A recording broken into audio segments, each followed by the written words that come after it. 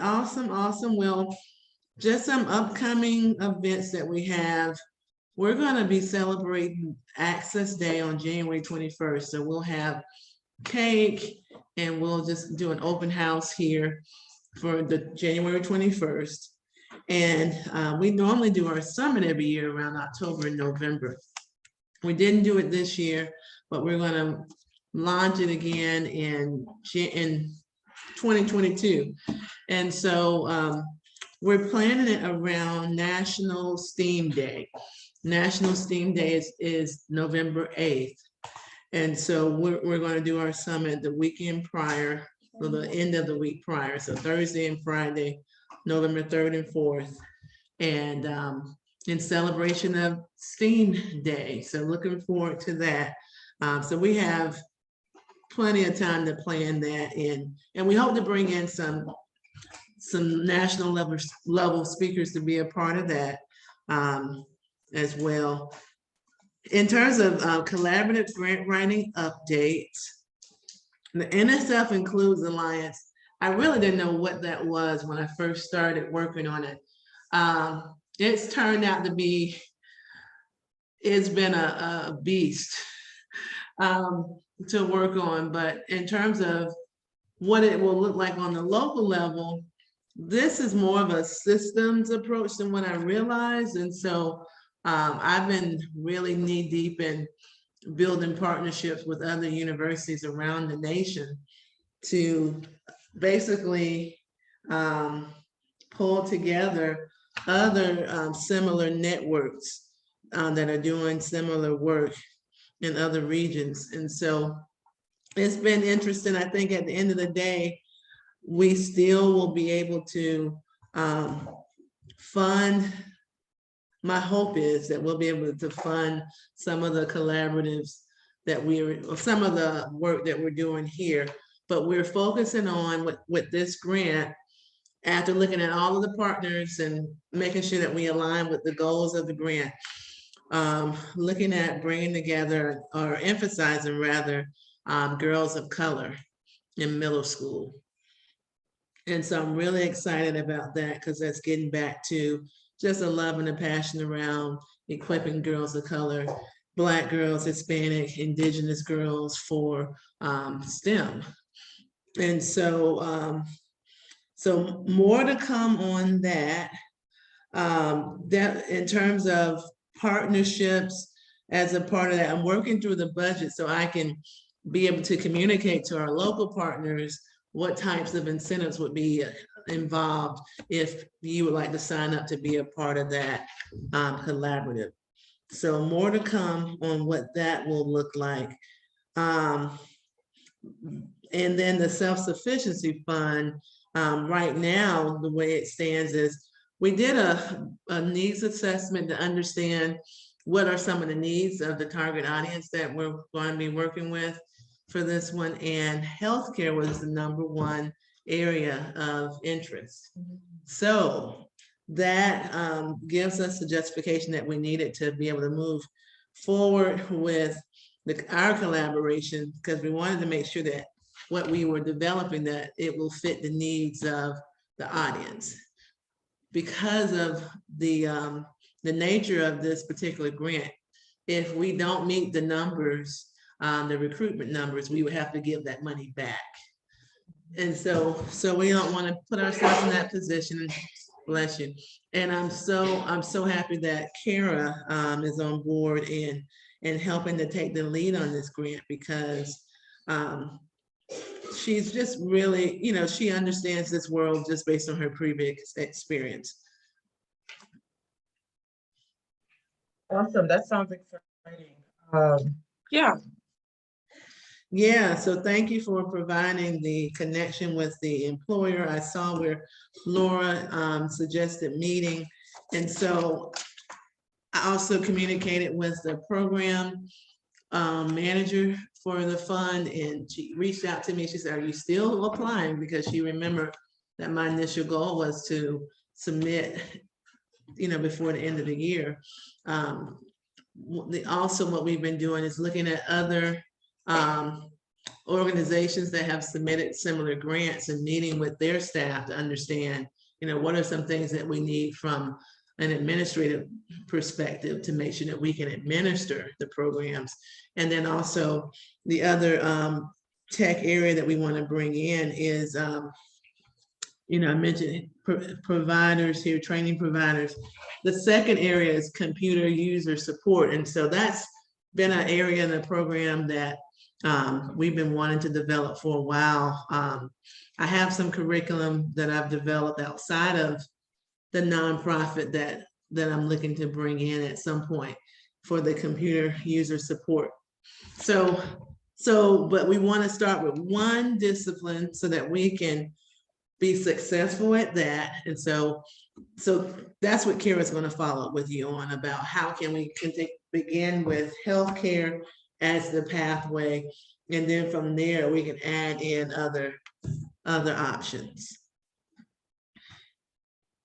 Awesome. So I'm assuming for this one it's the phlebotomy, and I always mess up with that word. And then I'm sure, we'll talk through, what are the other options that you have from Williams Career School of Excellence.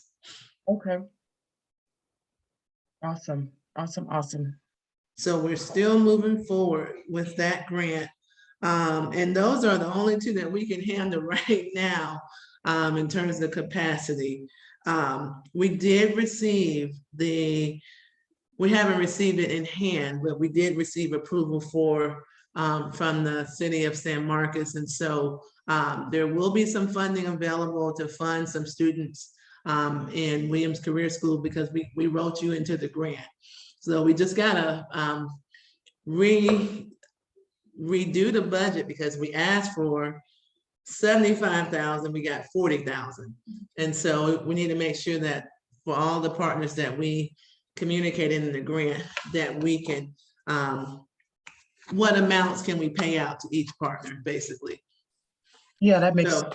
So there is some funding coming from that. So we have at least one win with the grant writing so far.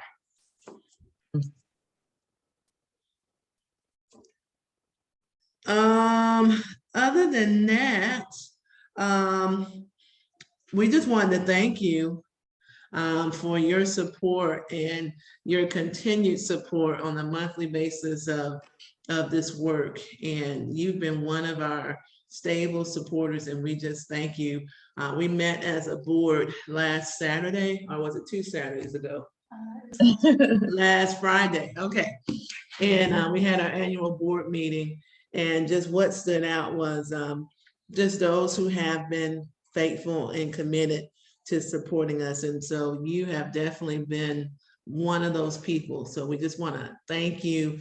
And then we are preparing to send some recognition your way, just for your records. So we just want to thank you for all of your support.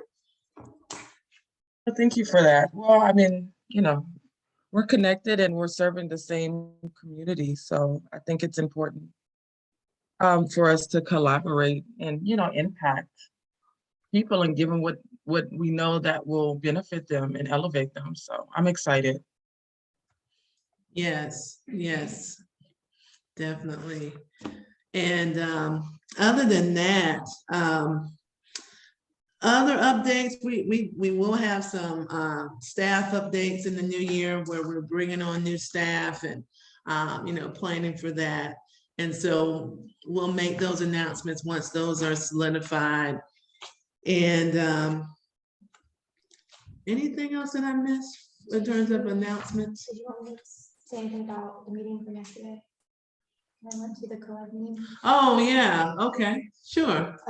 So we got approval for the membership for the COAB, the community organizations against disasters, I think is what it is. So it's just a collaboration of different nonprofits and churches that get activated during disasters to help mitigate disaster response and long-term care.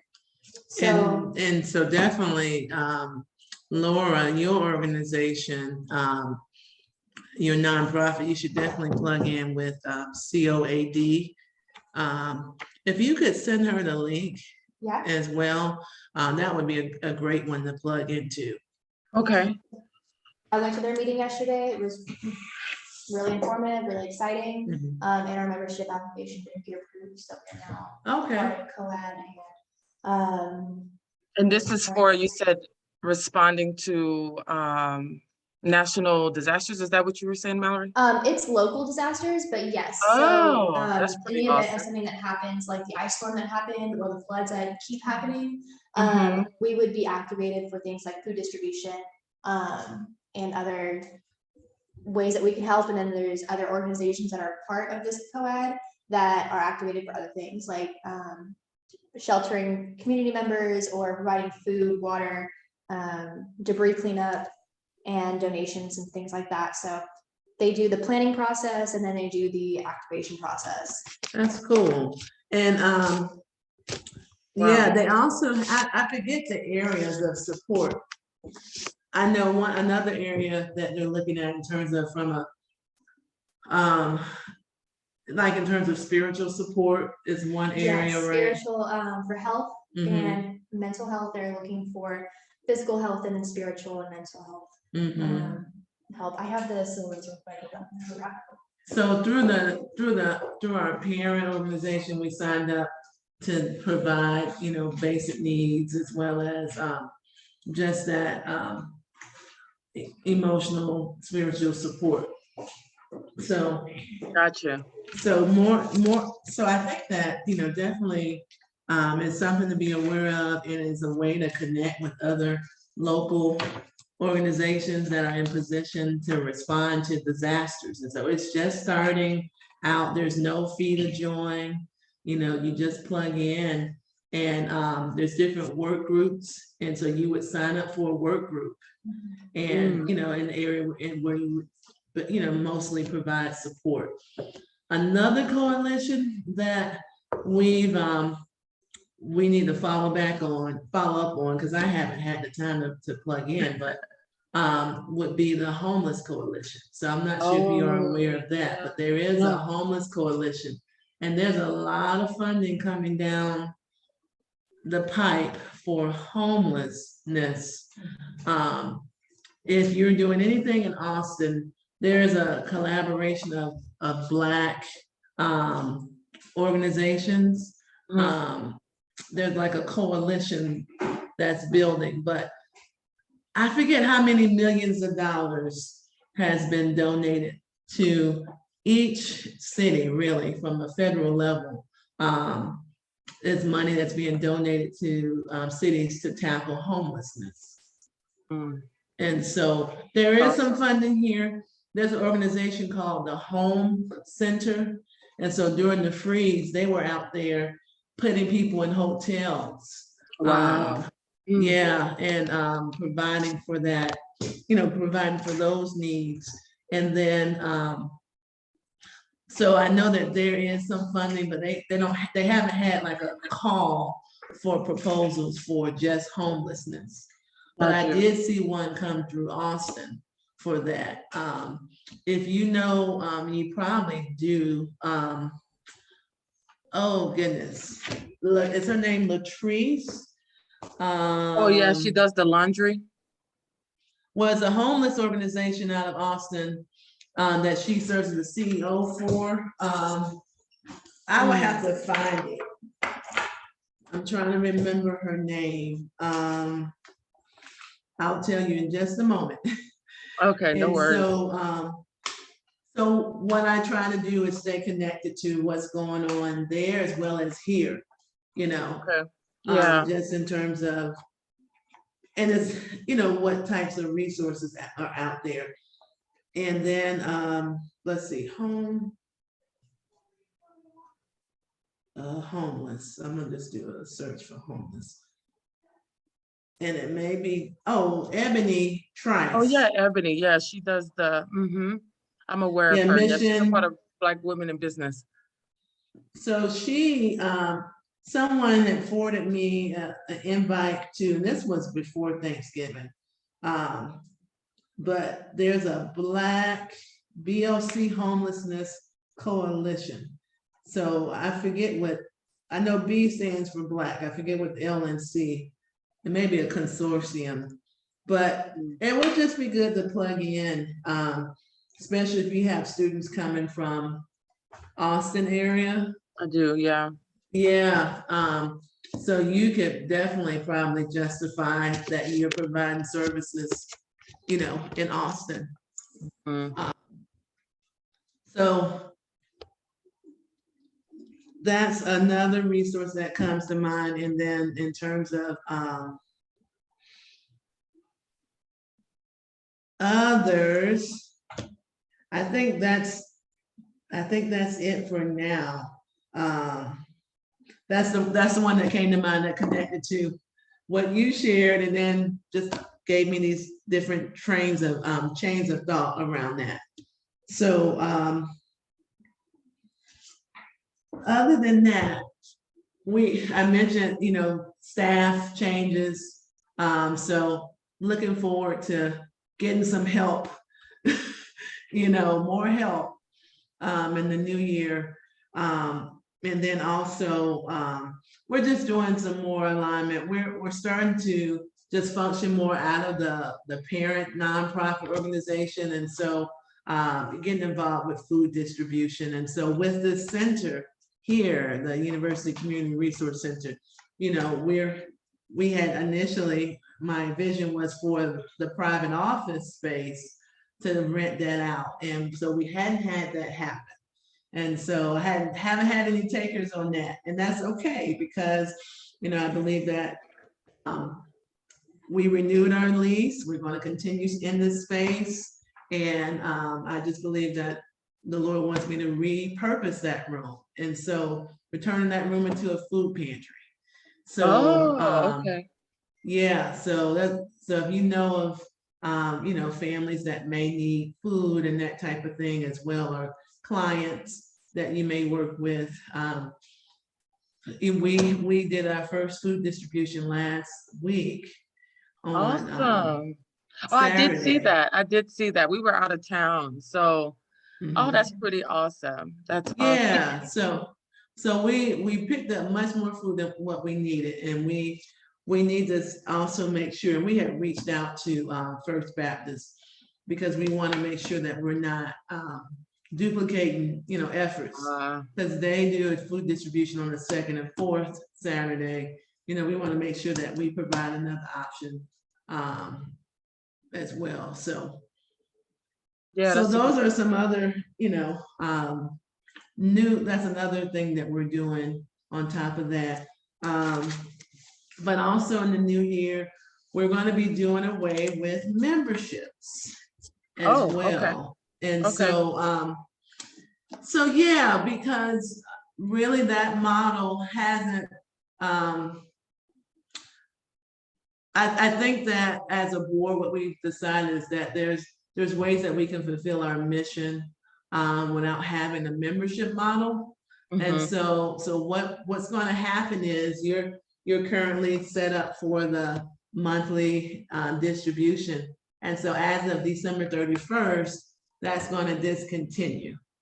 okay. And so so we'll no longer pay, we were paying $99 a month to manage our membership through this platform. And it's just cost, you know, that we can't afford to continue to pay without the return on investment. And so what we're going to do is we're going to discontinue the membership model, but have, you know, more of a partner model, you know. And so for those who would like to partner, they can submit the donations. There's also tax implications too around memberships and donations. So we're treating what you gave as a donation, basically. I got you. Yeah, that makes sense. And so we want to make sure that everyone is treated as a donation, and to help us fulfill our mission. So versus these being services that we're providing, this is just part of, you know, what we do to help fulfill our mission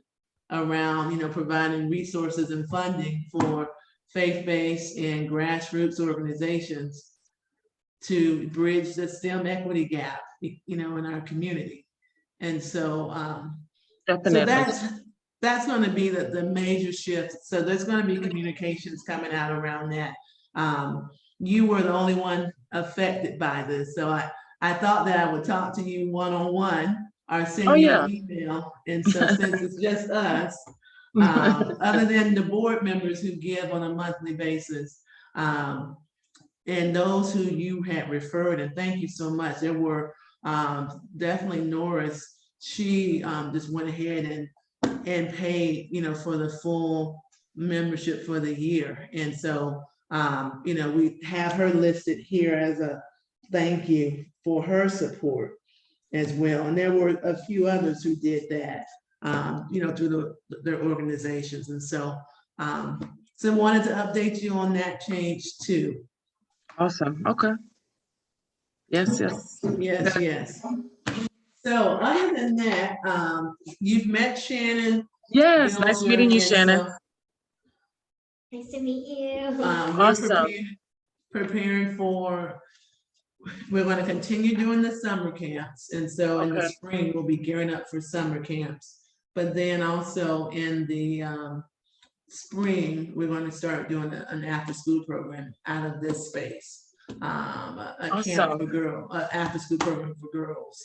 So we're gonna use what we have. Yeah, We're that's gonna it. That's it. be faithful over what we have and begin to operate out of this space. So more to come on that. Definitely, definitely. Yeah, keep us posted on just those type of things, just to see if there's a way to collaborate on using our space when it's not being utilized. Since our programs are hybrid, there are days where there's no students coming through the doors because they're all online, with the exception of HVAC. When it's going, a lot of the students are online for like 2 to 3, maybe 4 weeks, depending upon the program. And a lot of the added programs for 2022 will not cause for them to come in person. Okay. So our goal is to grow but stay small at the same time, just like you, to manage funds, like, to be wise in our spending, also to build at some point. So if there's ever need, to see if we could be maybe a satellite space that y'all can use and have access to for some reason, keep us in mind for that, for sure. And it just helps with traffic, for us too, for people to see, so it's beneficial in my mind. So just keep that in mind, rather than adding a bigger space and having to add cost. As it's kind of where our brain is. How can we do the same thing, grow, but also keep things small? So Yeah. No, that's a great option. Especially you're in a strategic place, as you know. There's that area in terms of I'm having a brain freeze this morning. It's But all the good. census block, that area, when we look at the census block in San Marcos, is one of the highly concentrated areas of poverty. Yeah, it's one of the HUD areas too. And it's easily to be accessed, once I'm explaining, it's not a hard spot. So Cedric and I, just like y'all are, you thinking about costs, what didn't work, what we can improve on. My biggest thing is like the PCT program, with an exception of using the library, they don't need to come in person. There's really not that many skills. Medication aid is another one. We got our pharmacists onboarded. So that will be coming in 2022. But again, those skills are mainly thought, their mind. So we don't have to have those bodies in the building. So just something to think about, because it is quiet for weeks. Like I'm working from home. I have a teacher right now, but I mean, the next, I think 2 or 3 weeks in November and the beginning of December, there was nobody because they're all online. So wow. Okay. So there's opportunity to possibly be an extension, just so you can keep your costs low. Just a thought. Yeah. No, thank you for that. Yeah, that's a great option. Thank you. Yes. Well, I'm not gonna hold you. That's really all that we had. You know, we Awesome. really want to use these opportunities for people to share more. And so I think as we continue to expand out, and as you know, we both mentioned this during the last 1 million cuts in terms of locally, Yeah. just some of the, let me put it in a nice way. Just some of the environmental challenges in terms of engaging people and that type of thing. But just as we continue to expand out, I think there'll be more opportunities to bring in more people. Yeah, most definitely. Definitely. Mhm. Yeah. So, all right. Well, if we don't get a chance to speak with you or see you, have a Merry Christmas. Yes, same to y'all. Get some rest. Oh, yes, I can't wait. I know, right? Get some rest. I'm like thinking, do I need to schedule anything next week? Do I really have to? Oh, I do have a question. Do y'all, I know Mallory sent me some bullets of the information you need for the grant. Is there an example of that from anybody that you've used before that I can glean from? No, I not don't really. have any example contracts or proposals. They have not Okay, given me that. okay. Yeah, that's a good, very great question. You know what, though, we should ask.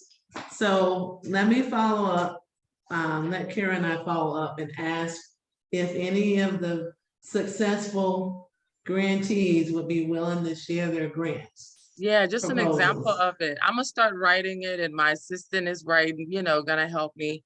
But I'm always sometimes, I think you just overthink things. I'm that person. And I just want to hit the right bullet. So I'm just like, so, but I'll start No, working on it. no, that's a good question. We really don't right now. Yeah, right. And so, but we do have, in terms of the coordinator for the program, she's willing to review and provide feedback. So Oh, that's good. good. That's helpful. That's helpful. And Yeah. then we can use this as a template. Okay. Yeah, once we get this down, it'll just be some, submitting and continuing to expand and adding Yeah. more, Awesome. to it. So. Perfect. So I'm gonna add the PCT component. So I expect that we should have that approval before you submit the grant. The phlebotomy is already there and functioning, but I know we talked about PCT specifically. So Yes. I'll be submitting that next week. And my case manager at TWC is in, so she turns things around pretty quickly. That's good. That'll just diversify them. I mean, I can always add and utilize what we have and prep them for a state and that national, which definitely would put them in a better position regardless. But the PCT does encompass all of those things. So. No, that's really good. Yeah, that reminds me, so we met with Austin Community College. Yes. Because they were the initial when this was, actually recommended by the Greater San Marcos Partnership. They recommended partnering with, or I guess it wasn't really them, it was Workforce Solutions, partnering with ACC.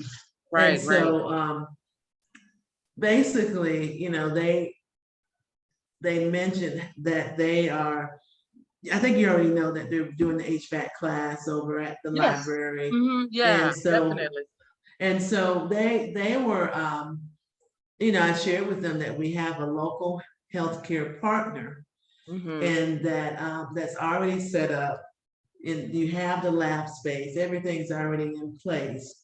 And so that I just wanted to just share that with you, just in terms of, because you're already established and in place. I think that that's a win-win for the community and for us too. They are, apparently they're going to be setting up a local space at 123 and 35. Okay. So what Barbara Thomason shared with me a while back was that I know they had already been planning on ACC continuing education, doing some work here. But Right. so just sharing that with you, just as I, hear of different things that are going on, I try to share those little things with you just for positioning and stuff like that, Yeah, what we're definitely. doing. The other thing is that I'm gonna be shifting roles at the university. Come on in. And I definitely wanna work with you on how we can build an articulation agreement from your program to the ALS program. Because there may be some students who, I think ideally you want to set those students up for pathways into nursing and stuff like that. And I Right. know you already have some of those relationships in terms of pre-nursing and stuff like that. But I think also there may be some students who want to utilize their work experience and their certification experience Yeah.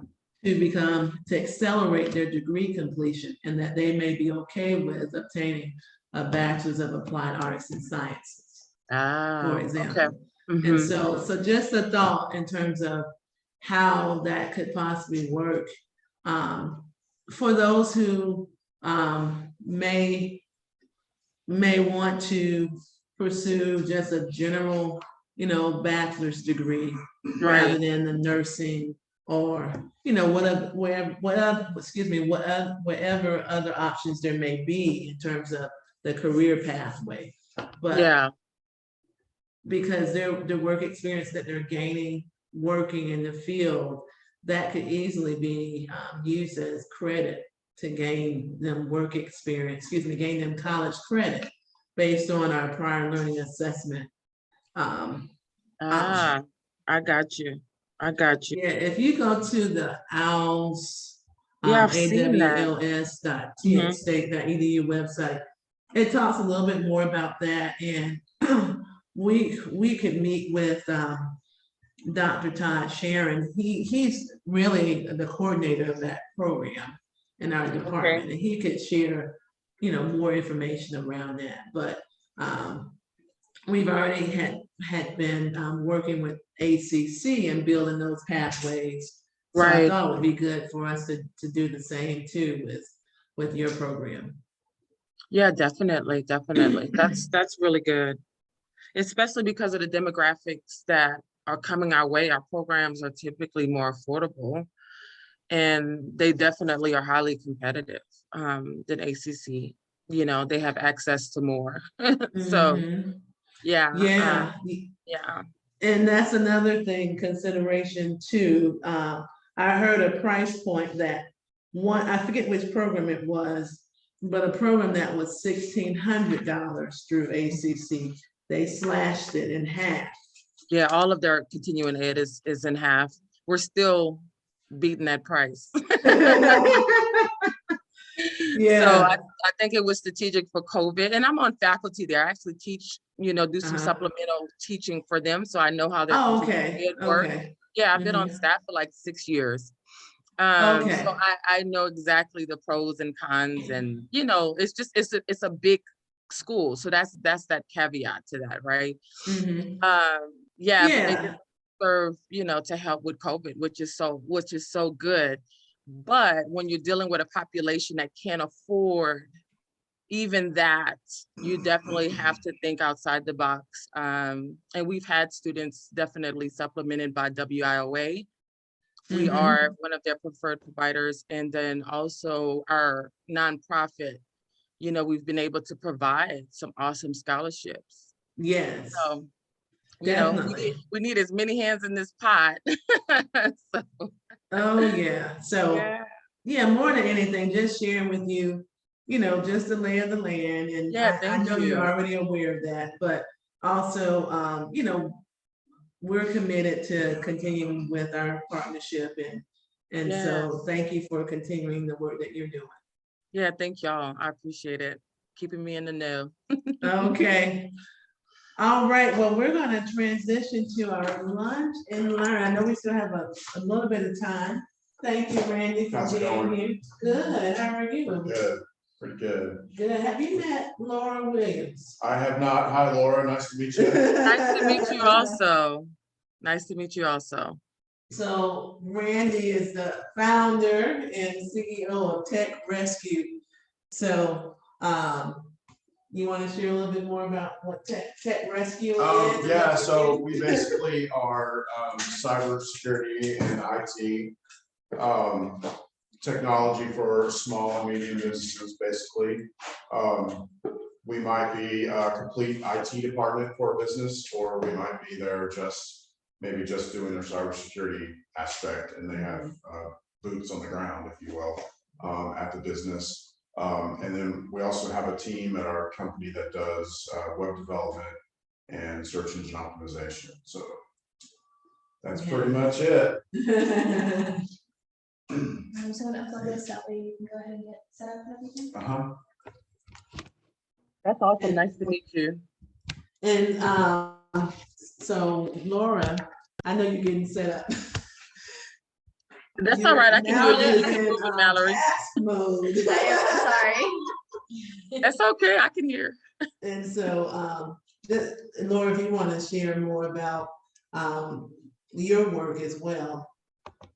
Yeah, my husband and I own Williams Career School of Excellence. We're off of CMLN, right in front of the park. I always say the park with the pool. Yes. Yeah, and we provide in-demand career training. Currently, we have the CNA, nursing assistant, HVAC, and phlebotomy technician. Yeah, so those are the 3 programs we're running right now, and we're going to be we just added some people to our team, and we'll be adding some other ones. But I'm always interested in computers because they're in demand, as we know. Yeah, so that's what we do. Yeah, I've talked with Dr. Chite before about a young person could get a certification in a CISO certification or CISA, but basically a cybersecurity information officer. I don't know what those 4 letters stand for. I'm not very good with all that kind of stuff, but you do that, and then you have a 2-year internship. And then you get sponsored. And once you're sponsored, I mean, you're easy 6-figure salary. Oh yeah. Interesting. And the test you have to pass is 140 questions. It's over, I think, 12 or 13 areas. So they ask 1 or 2 questions. If you answer them right, they move on. If you don't, then the computer deep dives into that area. So it's really easy to fail if you're not proficient in all of the areas. But it is things that people can learn. And there's a shortage of 400 to 600,000 cybersecurity professionals. That's the shortage right now that we have just in the US. Yeah. So it's a huge demand. Yeah, that's a big gap. Man. So I don't know what the future holds with all of this, but you know, I would love to help somehow if we could be a part of something like that, you know, to get young people. I mean, you're already getting them interested. Yes. Yeah. And then if Definitely. we can get them at, you know, I don't know, some kids at probably 15 could ace. Okay. So Yeah. it's a lot of boring knowledge and a lot of memorization. And you know, it is a little bit practical, but it's not super practical. Well, we are definitely heading in that direction. It's something that I've been wanting to do for a long time. I have no platform for it. And so 2022, we did a coding program for girls last Saturday. And so we're shifting to focusing on girls, but getting them involved in computing. And so cybersecurity is definitely one of those areas. And then looking at AI too. I can count on one hand the number of females that have applied for a position in the IT section at Tech Rescue. So it's very, very few. In fact, it's kind of crazy. I heard a TED talk one time about somebody who was talking about, you know, Mhm. encouraging, you know, more women to get involved in the field. Mhm. And literally, like, we were looking for somebody, and literally, like, the next 2 applications that came in were girls. Wow. So I ended up Wow. hiring one of them. And the other one was too far away. Like, at the time, we weren't doing work from home. I mean, Tech Rescue was, but the IT, we had a lot of on-site. Mhm. And so the other one was like 60 miles away, and we knew it was just a matter of time. She would get sick of that drive and Yeah. would quit. But we hired the other girl, and I mean, that's literally the only female technician that's ever worked at Tech Rescue. I Wow. know. Wow. We get people that apply for the web and SEO stuff, Mhm. but not for the tech Okay. side. Yeah. I wonder if we can, you know, we are working towards a apprenticeship program with the Department of Labor. I Mm. wonder if this could be one of those things, since y'all already have the 2-year internship process, and that's usually what the key is having a local business partner that's willing to hire them, but add, you know, just added training and skill building. And that, you know, something Dr. should say to explore, but it's definitely something I'm exploring for HVAC. If the computer could be an apprenticeship approved by the Department of Labor. Mhm. Yeah. Yeah, I mean, you, so you need that to get your, I always forget if it's, I think it's CISO. And CISA is the actual government organization that does similar things. I think it's the CISO certification. Like I said, I get those, I'm not a big, I don't know, I just, I need to figure out which one is which, but you have to have like 2 years of experience under your belt before you can, so you could be 15 and take the test and make 100 on it, but you're not going to get, because someone has to sign off on it. And it's not going to get signed off on until you had 2 years. So if you had an apprenticeship, where I'm just thinking out loud here.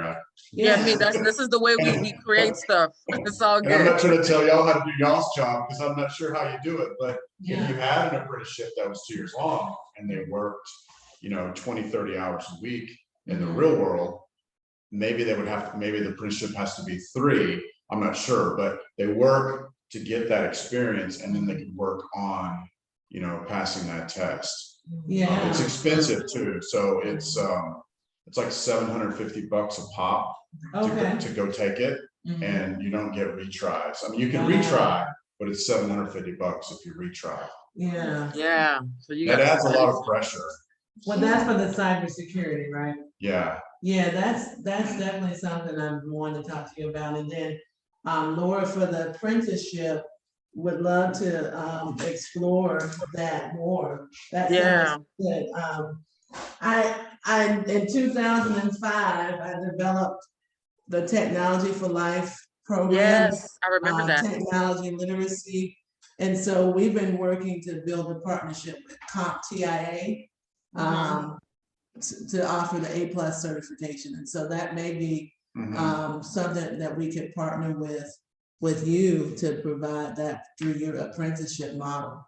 The A+ and the Security Plus are, I mean, they're not going to get you passed on the CISO, but those would be, that's a good place to start, especially the Security Plus. I mean, the other one, I don't know that that's going to get you a job right away, but if you're doing it in the process of an apprenticeship or something like that, I mean, that would be huge. Well, we have the curriculum and just working to get it certified and all of that. And just as I've been going down this process, you know, we definitely want to partner and continue to partner with training providers, but we're realizing that for the core areas where we specialize with the computing side of it and IT, that it's best for us to get certified. Because when we were talking to CompTIA and their partnership, it would be $10,000 a week for us to, this is through a community nonprofit program, for us to contract with them to help us facilitate the training. Oh, wow. That's Wow. just way too much. Yeah, that's a Way- A lot. lot. Yeah, it's cost prohibitive, so that's one area, just looking at, there hasn't been a huge demand here in San Marcos for the computer user support, but it is one of those high demand occupations, and Yeah, it's something that we've been working towards. Personally, I've been working towards it for a while, and so I've gotten my hands on the curriculum now, so it's just walking through that process of, adding the industry curriculum to what I've had, already. Cause I've had the basic computer knowledge curriculum, but, wanting it to be industry, recognized. And so, so that, definitely, there's a lot there, and but that's exciting with the, apprenticeship, certification in that model. That sounds like that's the way to go. yeah, definitely, Mhm. definitely. They have a certification for businesses also. That I'm considering doing it. It's Mhm. for cybersecurity. Oh, okay. But I have to get my processes in place better where I actually have the time to Mhm. do Right. that. And this is Cisco training, right? Well, Or what I'm thinking Cisco. of, CompTIA Mhm. has it, and it's for businesses in cybersecurity.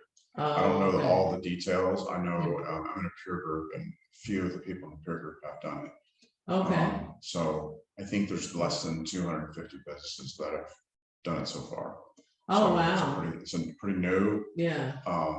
So Well, you're definitely, as you know, you've been our main supporter outside of the university and others such as Laura and Williams Career School of Excellence.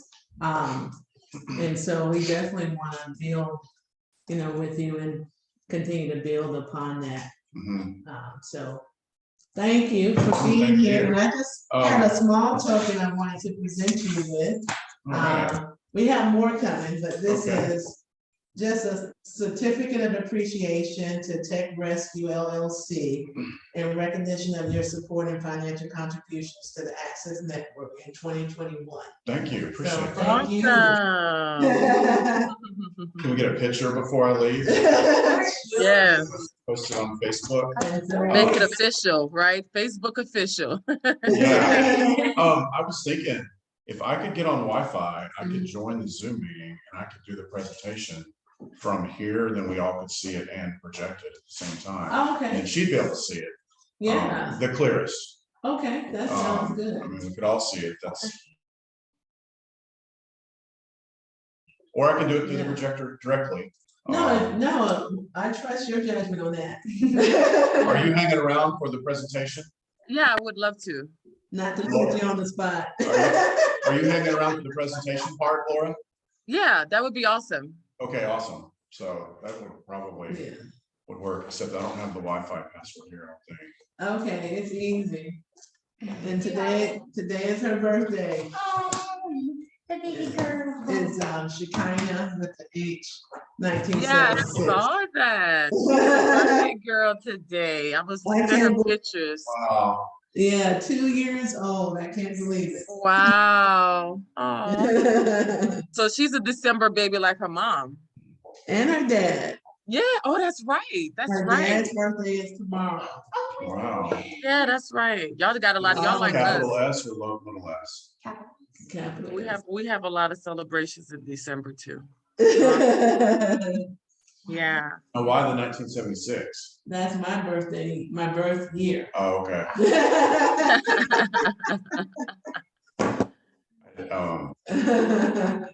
Did you get it? Oh. Okay, good. Did I send you the email with the Zoom link? Me? Oh, to Randy. Oh, okay. I can shoot it over to you real quick. Okay, yeah, I just copied it. I'll give you a few minutes. I'll walk away just a few minutes, okay? Okay, sounds Sure. good. Now, do you need me to log in to connect to? You should be an admin of the Facebook group, so you should be able to go live on Facebook in the I the do, but page? every time I do it, it's live from my personal Facebook page, and I don't know how to log into, Okay. like, how to make all of that work. Do you know how to, okay. Let's walk through it now. If not, I can log into Facebook. I'm gonna say, if you made me an admin, I have a software called Restream. Uh-huh. I Oh, add that that's right right. in, but I don't know if they'd be able to hear my voice, okay? Mhm. Okay. See, we need to get fancy. So have we been live already, or just not on? It's been live. Oh, okay, Minutes, yeah. So. I think it's feeding back through that one there.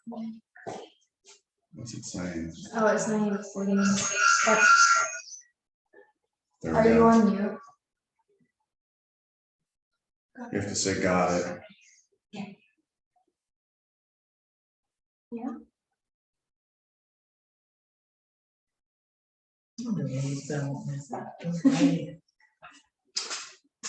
It went off.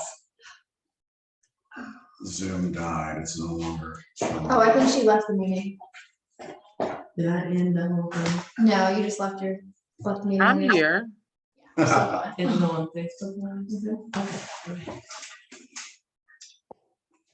I'm still here. Yeah, I'm looking at your picture. Oh. That's fancy. Thank you, thank you. All right, so am I ready to start? All right, so I think, do I need to move where I can scooch over? There we go. Let's do that. I am gonna sit down, it looks like, so but my name is Randy, and I wanted to talk today. I think that's kind of making the screen. There we go. Let's try that. It's making the screen, the reflection here is making the screen white out somehow, or something's making the screen white out on that. It's not like, there we go. Yeah, that'll probably work. See what I mean? When you bring it down, it whites it out. What? It wasn't doing that until I got into the picture. It doesn't like me. Okay, that's the best I can do.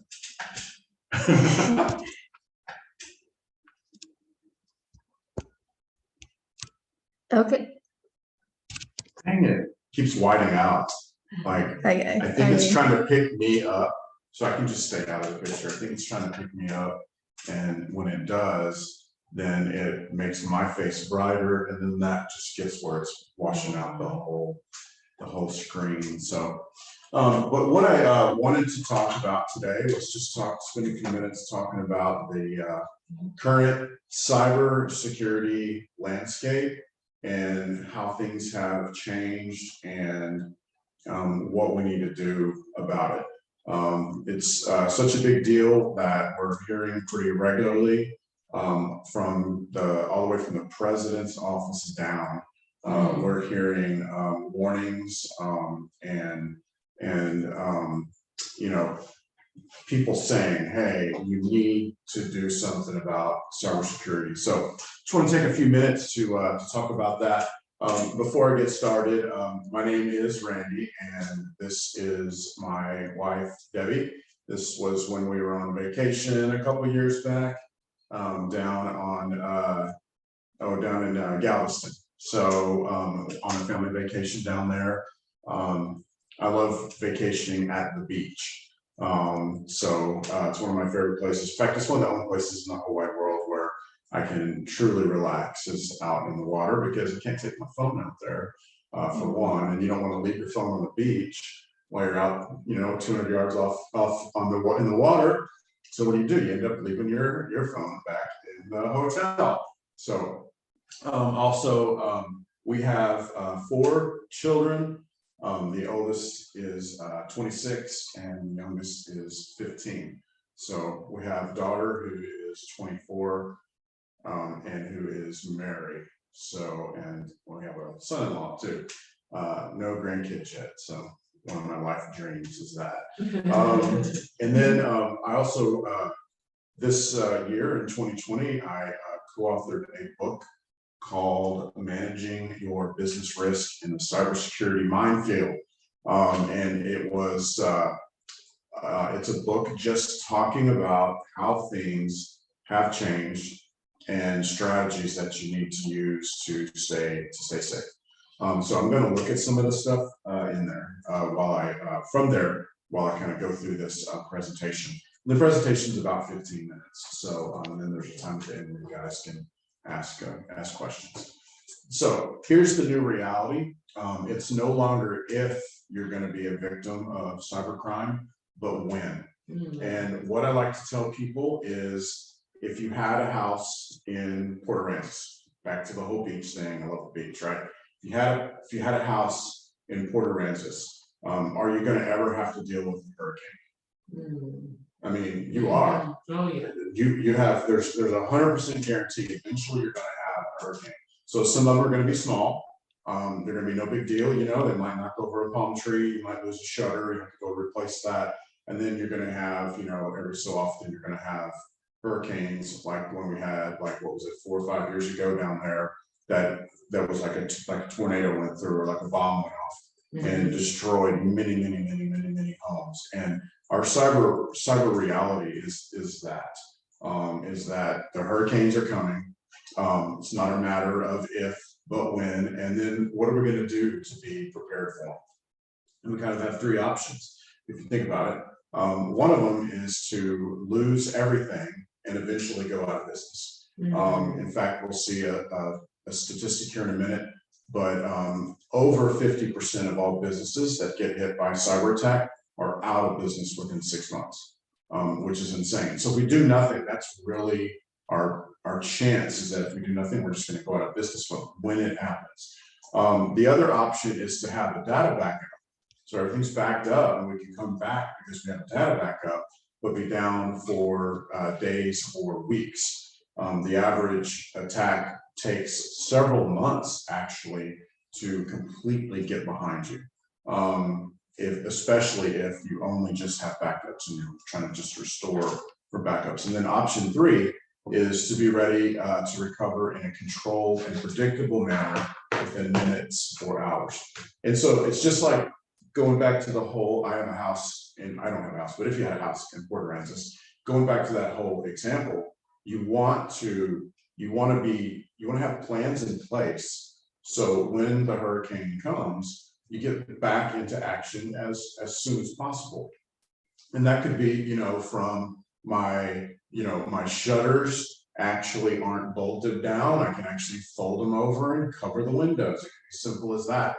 It could also be as simple as, you know, I have a contractor on retainer, and that contractor knows if there's a hurricane, I'm on, you know, their list. I'm at the top of the list, and I'm going to call them, because you don't want to go be looking for a contractor after you've already had a hurricane. I mean, because they're going to all be busy and they're not going to be able to get around to. So those are your 3 options. The statistics are pretty scary. A credentials attack. Anybody have any idea what a credentials attack is? Because they cost on average $384,000 for a business to recover from. Is a credentials attack like taking someone's ID? Or like taking their credentials to log into their servers? Yes. IP address, does that have anything to do with that? It can, Okay. because they can be associated. It's basically finding credentials on the dark web. So your credentials may be logged in, you know, to Yahoo, and you use your email, and then you only have one password, which better not be true for y'all, but if it is, then Yahoo gets attacked, and then the username and password is stolen, and then they offer it for sale, or they give it away for free in the dark web. So then they would take that username and password, and maybe that's they'll log into thousands of accounts, or they'll try to. Maybe they can get into your 365 account, maybe they get into the bank. But that alone, that's a very simple type of attack. Those alone would cost on average $384,000. 92% of all attacks come through email. People clicking on email links, and they're getting smarter and smarter. You know, we've been saying for years, if they ever learn American expressions and, you know, and sometimes spelling, like if they learn that, we're in big trouble. And the thing is, those days are here for the most part. Although I still get some that are pretty good and pretty tricky, but they still say things that a typical American doesn't say, top of the day to you, or something like that, you know what I mean? Like, maybe that's used in other places where people speak English, but it's not very used very common, in the US. But still, that is where 92% of all attacks come from, is from email. On average, it takes 120 days to discover a breach. So that means that they're already in the network. Most people have the idea that, they click on an email and then, all of a sudden the screen turns red, and a face pops up, and, and it's a skull, and it says you owe money, blah, blah, blah. It doesn't happen like that. You may see all of that, but typically they've been in the network for about 4 months before they're actually discovered. So what they do is they get in the network, they start learning your passwords, they learn your, people you interact with, they learn what resources you use. They'll watch when you're at the office and when you're not. Anybody want to guess when's the #1 time for an attack to start? Midnight. Yeah, both great answers. So it's literally 5:30 on Friday. And then even more, like, there's a few weekends out of the year that are 3-day weekends, and those the attacks even spike even more because people are getting out earlier. One of the biggest ones in 2020 happened, I think, back in August-ish, was it's called ACCEYSS attack, and that one happened. It was July, so it's like July 3rd, like at noon, and most people had left early already and were going home when that thing started. Like, boom, because I knew people were going to be gone from work. So 58% of malware attack victims are small businesses. 60% of small and medium-sized businesses go under within 6 months of a breach because of their disruption. I mean, the cost can be in the tens of thousands to the hundreds and hundreds, even into the millions. And most businesses don't even have any of that amount of money laying around. You know what I mean? And let's say that they can't work or collect money or do billable things for like 3 weeks. That's like a 3-week disruption of their income, and it has a very negative effect. 26% of organizations that suffer a breach don't do anything to prevent another attack. They just say, "Oh, y'all try better next time." Which is why, if they've already been attacked, they have like an 80% chance of getting attacked again because they don't do anything about it. So people might think, well, is my business, is it even large enough? I hear this all the time, like, I'm such a small business, they'll never come after me, right? And the reality is 61% of small businesses have experienced a cyber attack. In 2019, a cyber attack cost small and medium businesses, so that's 50 and under, an average of $2.2 million per attack. And the thing is, I'm going to show in the next couple of slides, a small business is extremely valuable for a lot of reasons. And I'm going to talk about a few of those right now. It's valuable because they can get money from you. And so like Exxon, Exxon might have the billions, Stripes might have the millions, and smaller businesses might only have the tens of thousands that they could possibly cough up to a criminal. But if they can automate that, if they can get 100 small businesses paying them $10,000 each, it can quickly become lucrative for them. So they'll come after you because of the money. They can get money from selling your data to where you have contacts of business owners and things like that. They can use that and sell that. One of the things that we're seeing a lot is not on this list, but we're seeing a lot lately, is they'll come in and take over this business's email. And they won't like let anybody know that they're in the network, but they'll just take over the email, and then they'll send an email from that business to another business. So they'll send a phishing email from this legitimate business. And so it makes it through all the filters and all the, none of the bells and whistles go off or the alarms, because it came from a legit business. And then they can also get money from selling access. There's actually criminal networks that are offering tens of thousands of dollars. I've seen as high as $250,000 that they're offering to people on the inside. Hey, get us into your network at work and we'll give you $250,000. Anybody that's listening, you know, in the US, you really don't want to do that because you're going to get caught if you do that in the US. But they are trying to get people to basically give over, you know, their corporate networks to the criminals. So it's just something to keep in mind. So what do we need to do? So first off, we've got to start change our thinking about IT. You know, people used to see IT or try to see IT as a commodity, you know, with a return on investment, you know. So like I want to get, because you know, if you have a good IT department, they can help you get more stuff done. So there literally is a return on investment if you have a good IT department. But the thing is, we've got to stop thinking of IT just like that. Excuse me. We need to start thinking of IT more like cybersecurity as almost like we do insurance. You know, we have the insurance on our beach house, you know, in case the worst happens with the hurricane, you know, but we don't look at that as a way to make money. It's not a way to make money. It's a way to protect, you know, what we already have. And we've got to start looking at IT as a way to protect what we have. And not just as a way to, you know, make things work smoother and all that, although it still needs to do all that. The other thing is we need to start training our employees about cybersecurity. We have a free training here at freetraining.mytechrescue.com. It's for chamber members. So if you're not a chamber member, if you do go to this, just put on there, hey, I saw the talk at ACCESS, and then you know we'll make sure that you get the free training. But the free training, because since 92% of the attacks start with emails, that means the weakest link in any organization is going to be the people.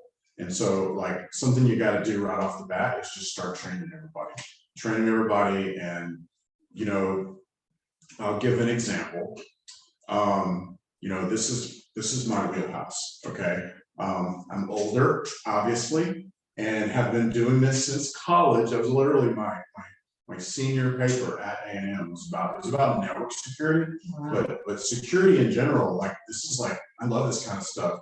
Well, when I first started doing phishing testing, phish test is a fake email that goes out and you try to get people, you know, to click on it so they can learn. When I started doing that at Tech Rescue, I had several employees either open them or click on the links. Oh no. And I'm thinking, you know, we're a security company, we're an IT company, and we've got people that are clicking on the links. One employee, he clicked on a link and then it says, you know, you've been fooled, watch this video so you can learn and you won't do it again. He refused that video when it was offered. So I was very unhappy about that, but I'll tell you now, like the other night, somebody from our office got one of those emails and she took a screenshot of it. Well, let's see, she didn't take a screenshot of it. She described it. She got onto our company chat. She described it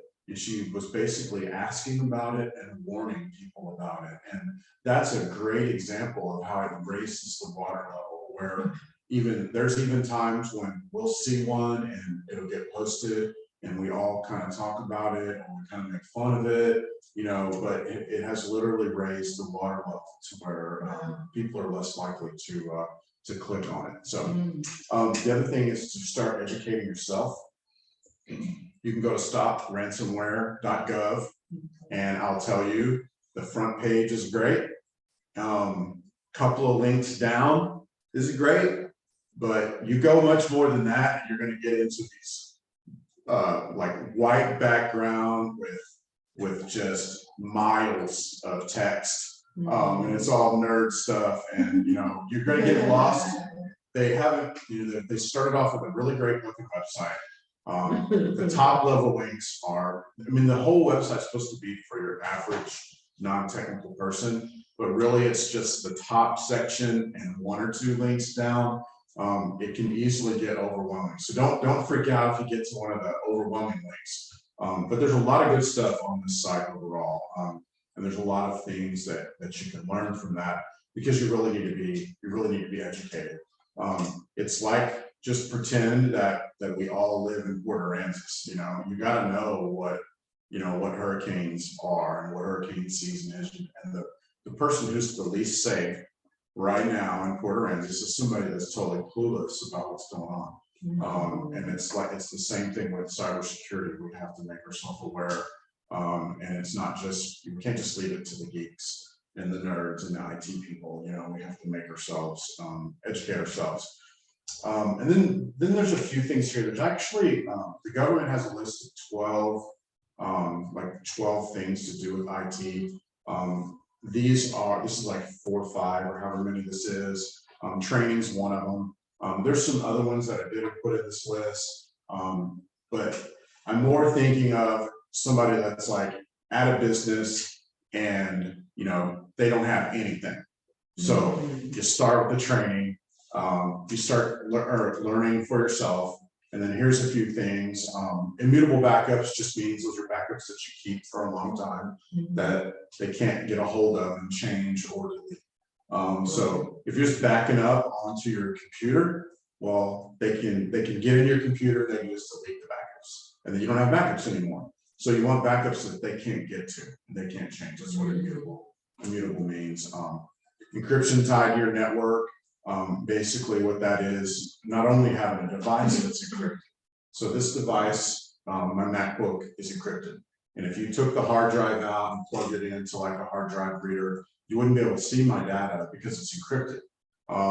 But this is encryption tied to your network is going a whole nother level and saying, hey, if the file comes off of the computer, then it's not even good.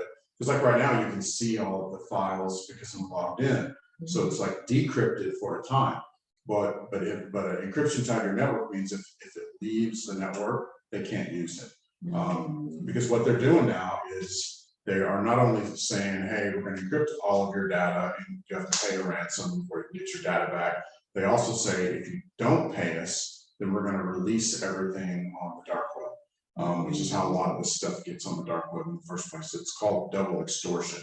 And so the idea here is to try to limit how much damage they can do if they try to leak it off. Okay, so a few other things. Threat hunting.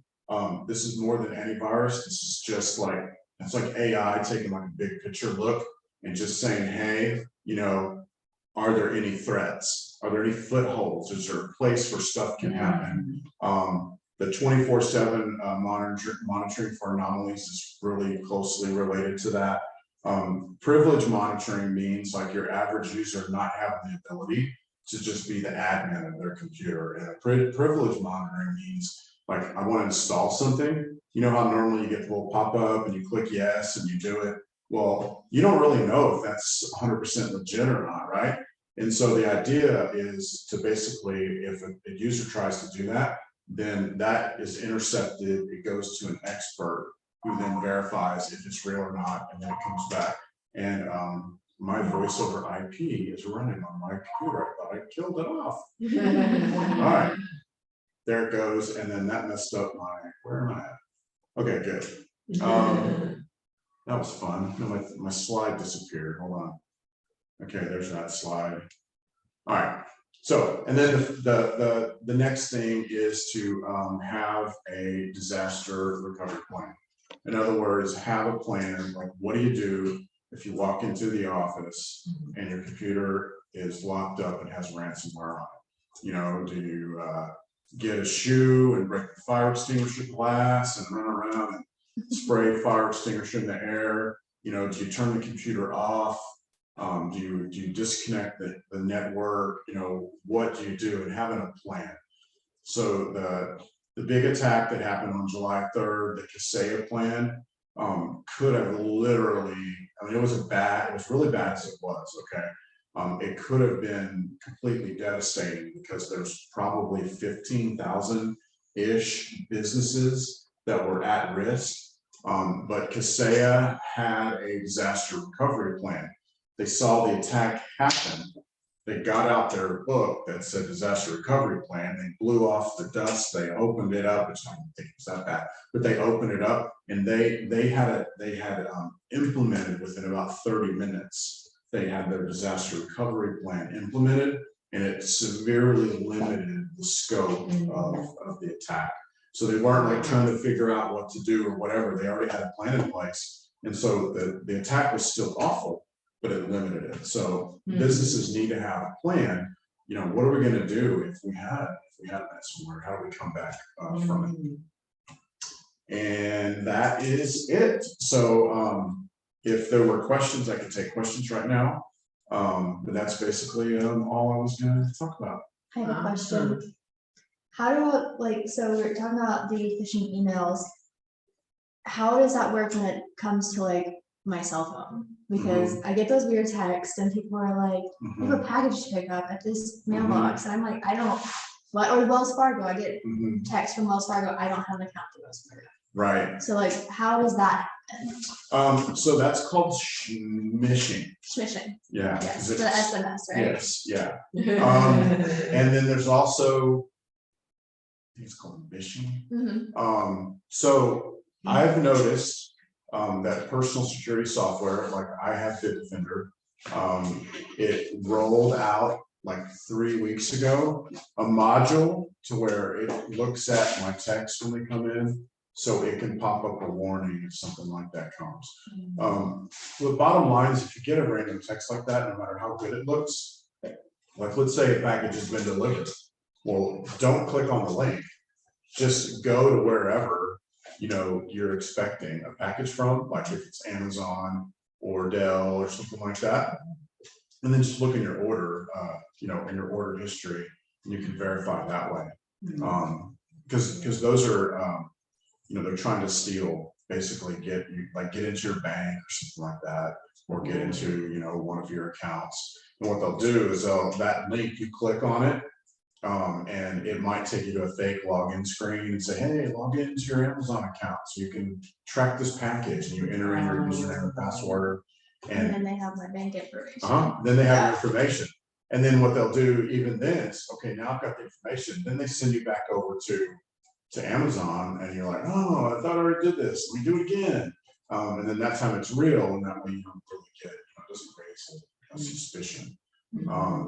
Another thing I would suggest to stop that is using a password keeper, like LastPass or Keeper or Bitwarden. Those are kind of the three very popular ones right now, because like, let's say Bitwarden is a really good one for personal use. They have a free version for personal use.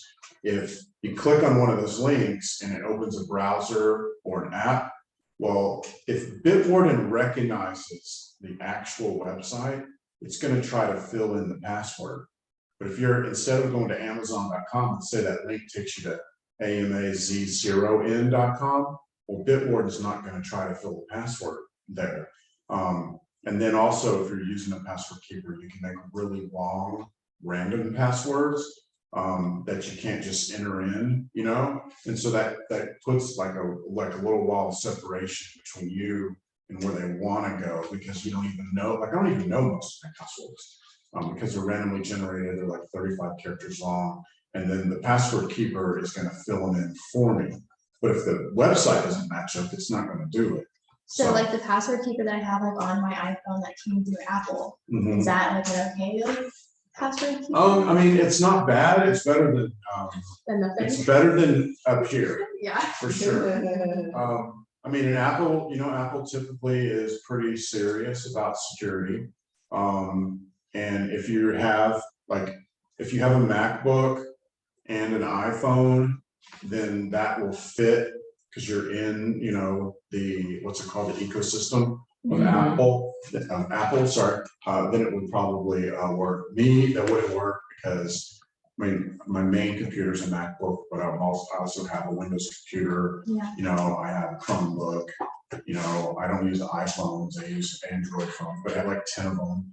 So for me, it's got to be something that works cross-platform. Gotcha. So, Awesome. but it's the same thing, something, yes, I mean that. Something's better than nothing. And I'm not just saying that the Apple thing is just something. Mhm. I don't know a whole lot about it, but I bet it's probably pretty darn good. So. But then you'd also have to use Safari all the time. Yeah. And Safari doesn't really have, I mean, it just has a handful of extensions. So, you know, Chrome or Edge have thousands and thousands, and so does Firefox. And I know that Safari has some, but being a closed ecosystem or whatever, it doesn't have, you know, as many as those others do. Can you explain the extensions? So the extensions, do they provide you with more security, basically? So not necessarily. So, Okay. they can. So like Bitwarden, my favorite, Bitwarden. Bitwarden has a Chrome extension, or you can also use it on Edge. I think they have a I see Firefox what one, you're saying. and they also have a Safari one. So when you're going to a Okay. website on Safari, the extension can see, it has access to be able to see the web pages. Yeah. And then if it recognizes one, it'll go ahead and put your username and password up there. So you can, some of them even will submit it for you. But that's usually that usually doesn't work very well. So I understand now, because I have MacBook, iPhone, but then I'm using multiple browsers. right. You know, and Right. so I have my password keepers, but then you mentioned Chrome, Firefox, and then Safari with the MacBook, you know, keeper. So probably I need to consolidate and choose one of those cross platforms. Yes. Password keepers. I guess. Yes. And so like keeping it in a browser, once again, it's light years better than remembering it up here. But most of the password keepers in a browser, if someone got access to your phone, or to your computer, to that browser, they can go in and show passwords. Yeah. Sometimes you may have to enter in a fingerprint or something like that. But that can be less secure if you're not careful. So so the best thing would be using a password keeper. In fact, I do a podcast with 2 other people, and we just literally yesterday spent the whole episode talking about different password keepers. Okay. So we usually are a little more technical than that, but we had a lot of questions in our last couple of podcasts from people about, you know, about password keepers. So we just did a whole episode on it. So we didn't really get into saving them in the browser. I mean, most people that would be like the least desirable option, you know, for most people. So What's the name? it's called Security Squawk. Squawk. And you, I know you stream it on Facebook. I've seen it on Facebook. Yes. Okay. Yeah. Brian Hornig is the guy that started it. And so it streams on his YouTube and his Facebook. Okay. He uses StreamYard to do live streaming, and his plan doesn't allow guest streaming. So I use Restream. So like if we did a stream together, I can send you a link that lets you sign in to yours, and then you can live stream on yours. That, and without giving me the information. And then that way, you know, we can both stream to our deal. So our podcast doesn't do that yet, although we've talked about it. Okay, that's cool.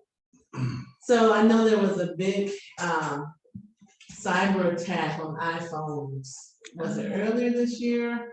Or was it was earlier this year? And so, and I haven't kept up with Androids, but as we go into 2022, do you foresee that we'll have more and more of those types of attacks? And what's, I guess, what would be not just the motivation behind them, but why, you know, why are we seeing more and more of these attacks happening? Good question. There's several reasons. One, because there's money, where the criminals are always going to follow the money. And then also some of the larger criminal organizations they're basically creating a software service. It's either called ransomware as a service or cybercrime as a service.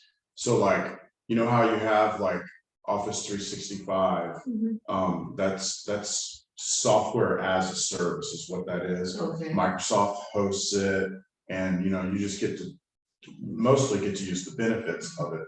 So the criminals have created cybercrime as a service or ransomware as a service. And so you're seeing a lot of uptick in crime because I can be like a halfway technical person and pay like, $900 on the dark web and then download like my own version of ransomware that comes with support. They've got support lines and chat lines you can call in and get help. And so that's another reason why you're seeing that. And then also you're seeing it because of with the pandemic, people are like, they're in an office and they're all working behind a firewall.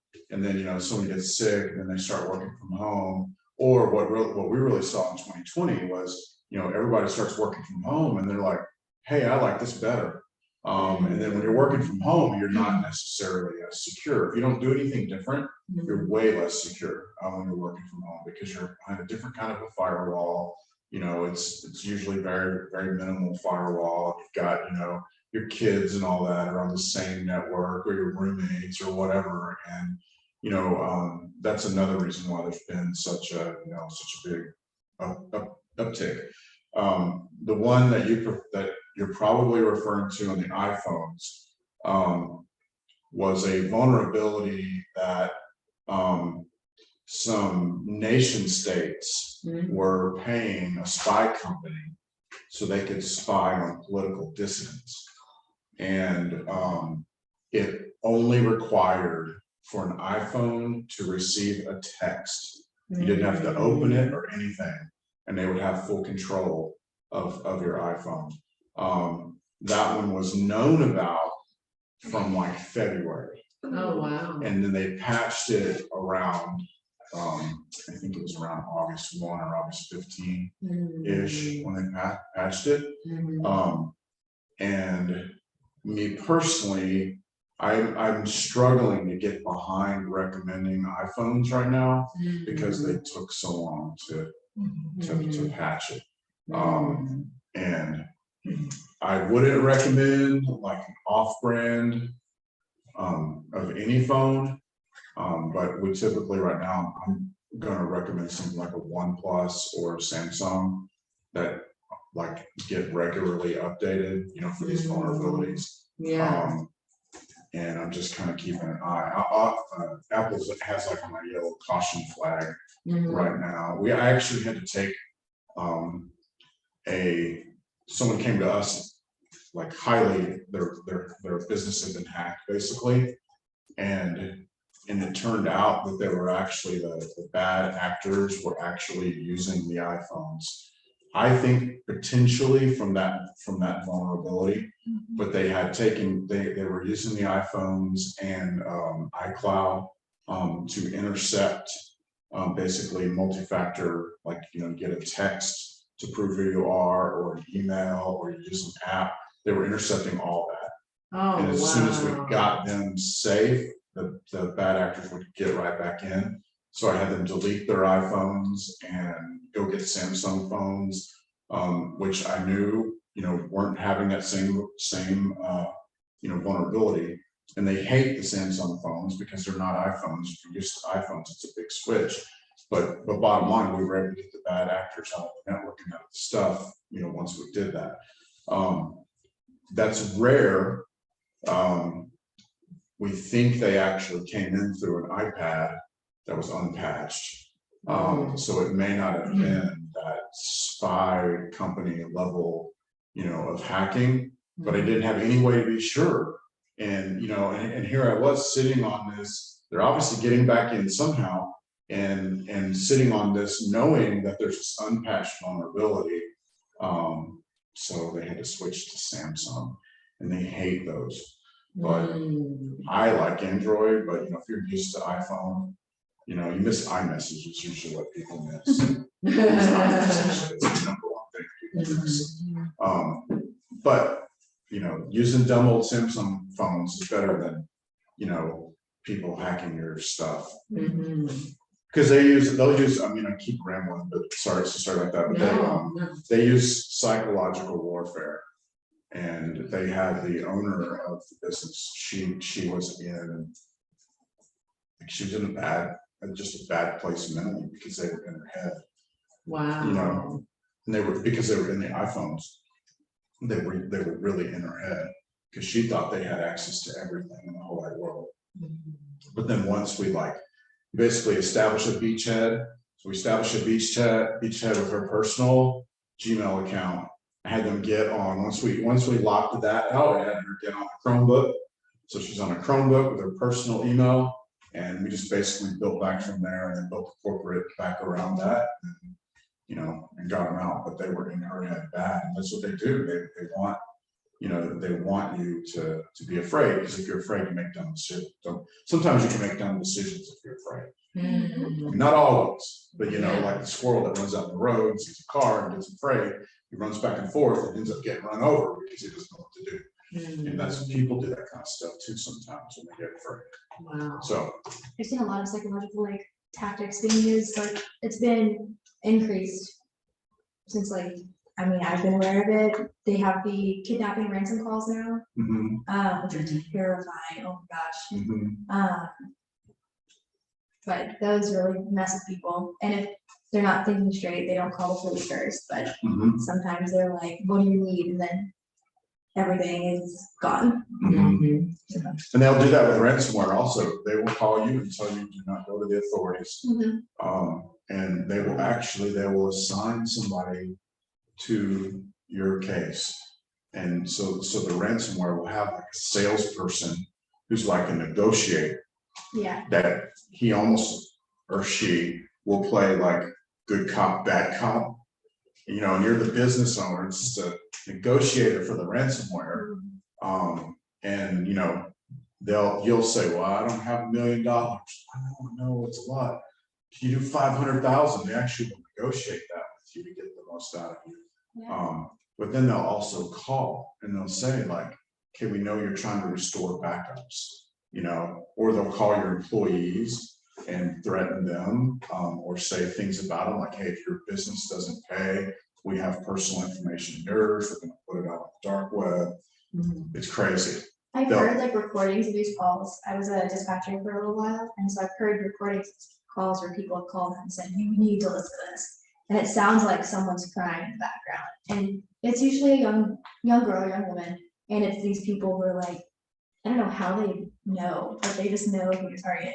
And it's like, if you don't pay us, we're gonna release all your information and have your daughter, your sister, blah, blah. It's like, Wow.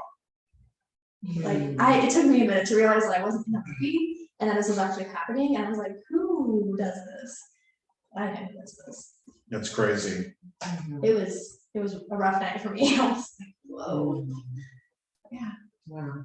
So that psychological warfare, I've definitely seen it, definitely encountered it. Yeah, their whole goal is just to get you to do dumb things. Yeah. You know, like not contacting the authorities. I mean, so, and maybe if that's part of somebody's disaster recovery plan, it could just be like taking like the local FBI agent and have them meet you for coffee before this ever happens. And so then you got someone to call that you know, on the inside, you know, at the FBI or whatever. So Yeah. they don't usually help small businesses or medium businesses. They normally only get involved when it's large, like supply chain type stuff. So I've been involved in a couple of those. And they were scary. Really scary. Awesome. Well, any other questions? All right. All right. Julie's here. Hi, Julie. Hi, honey. So we're gonna go ahead and close out for today, and I will have everything up on Facebook and on our page so that if you missed anything, you're able to go back and see it. But for now, have a great day, and if I don't get to see y'all again beforehand, have a Merry Christmas and Happy Holidays. Have a safe one yourself. Thank you. Thank you, Randy. Thank you. Thank you.